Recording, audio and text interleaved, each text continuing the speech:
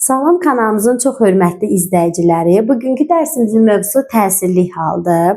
Adından da məlum olduğu kimi təsirli halda təsir etmə var. Üzərində iş icra olunan hər hansı bir əşyanı və obyekti bildirir. Təsirli halın iki forması var.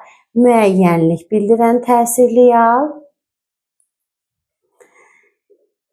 qeyri-müəyyənlik bildirən təsirli hal. Xatırlayırsınızsa, yəlik halda da bu sözləri demişdik. Yəlik halın da iki forması var idi. Müəyyənlik bildirən, qeyri-müəyyənlik bildirən.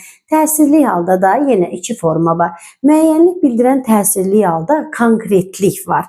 Məsələn, deyirəm, kitabı gətir. Qeyri-müəyyənlik bildirən təsirli halda konkretlik yoxdur. Kitab gətir. Kitabı gətir deyəndə konkret hər hansı bir kitabdan söhbət gedir. Burada müəyyənlik var. Kitab gətir deyəndə burada artıq konkretlik yoxdur. Bir qeyri-müəyyənlik var. Müəyyənlik bildirən təsirli halın şəkilçisi I, U, Ü. Qeyri-müəyyənlik bildirən təsirli halın şəkilçisi yoxdur. Müəyyənlik bildirən təsirli halın sualları kimi, nəyi, haranı, qeyri-müəyyənlik bildirən təsirli halın sualı isə nə sualıdır? Hərəsinə bir nümunə yazaq, müəyyənlik bildirən. Məsələn, deyirəm ki, kitabı oxu. Bir də deyirəm, kitab oxu. Təsirli hal, xüsusilə də qeyri-müəyyənlik bildirən təsirli hal əsasən feilin yanında olur. Onu feilin yanından uzaqlaşdırdıqda qeyri-müəyyənlik bildirən təsirli hal avtomatik müəyyənlik bildirən təsirli halın şəkilçisini özü qəbul eləyir. Biz burada kitabı oxu, kitab oxu. Özümüz bərpa elədik. Kitab oxu, nə oxu? Bərpa eləyə bilərik. Kitabı oxu, nəyi oxu? Amma cümlədə feilin yanından uzaqlaşdıran kimi o özü şəkilçisini qəbul eləyir. Avtomatik müəyyənlik bildirən təsirli hala çevirir. Məsələn, mən kitab oxudum. Kitabı mən oxudum. Mən oxudum. Baxaq indi. Qeyri-müəyyənlik bildirən təsirli hal harda gəldi? Feilin yanında. Biz bunu feilin yanından uzaqlaşdıran kimi burada qeyri-müəyyənlikdə şəkilçisi yox idi. Biz feilin yanından uzaqlaşdıran kimi kitabı mən oxudum. Bu artıq özü avtomatik olaraq müəyyənlik bildirən təsirli halın şəkilçisini qəbul elədi. Əgər nə sualına cavab verən sözün adlı halda yaxud da təsirli halda olduğunu müəyyənləşdirməkdə çətinlik çəkirsinizsə, bu yolla da bir sınaqdan keçirə bilərsiniz. Təsirli hal xəbərli şəkilçisini qəbul eləmir. Xəbərli şəkilçisini qəbul eləmədiyinə görə təsirli hal ismin 4 qrammatik şəkilçisini eyni zamanda qəbul edə bilməyəcək. 3 qrammatik şəkilçisini qəbul edəcək. Halı, mənsubiyyəti, bir də xəbərli halı, mənsubiyyəti, bir də cəm şəkilçisini, xəbərli şəkilçisini qəbul eləməyəcək. Bundan əvvəlki dərsimizdə demişdik. Bir də ismin hansı halı idi ki, ismə aid olan 4 qrammatik şəkilçisini eyni anda qəbul eləyə bilmirdi.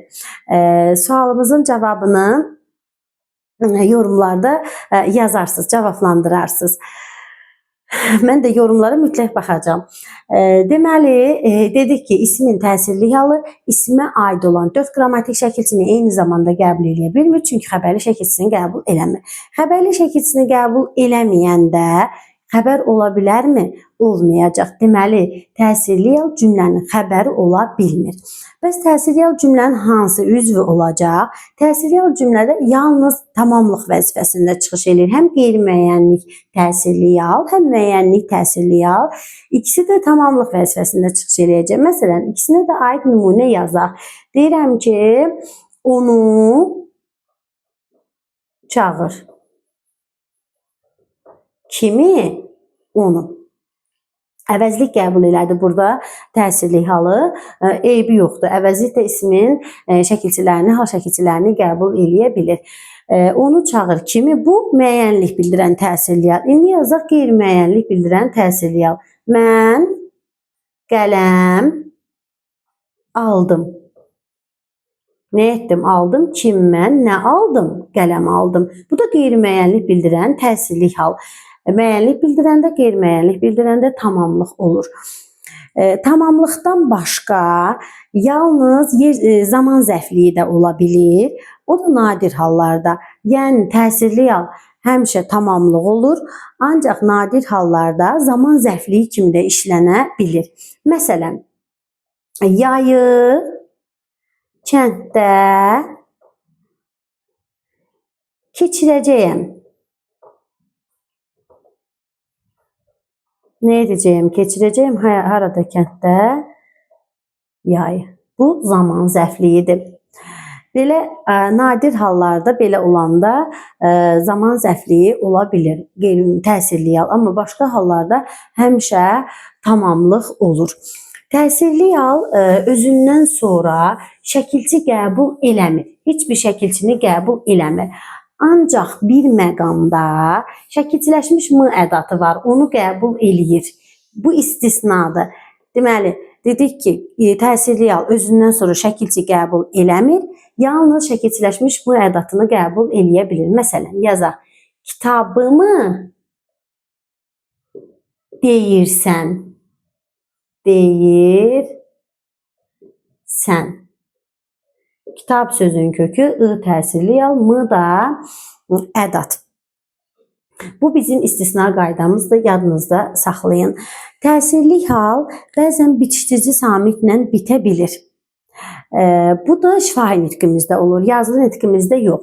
Dildə də belə testlərimiz var, qabağımıza çıxır. Məsələn, deyir ki, saçın, ucun hörməzlər. Əslində normalda necə olmalıdır?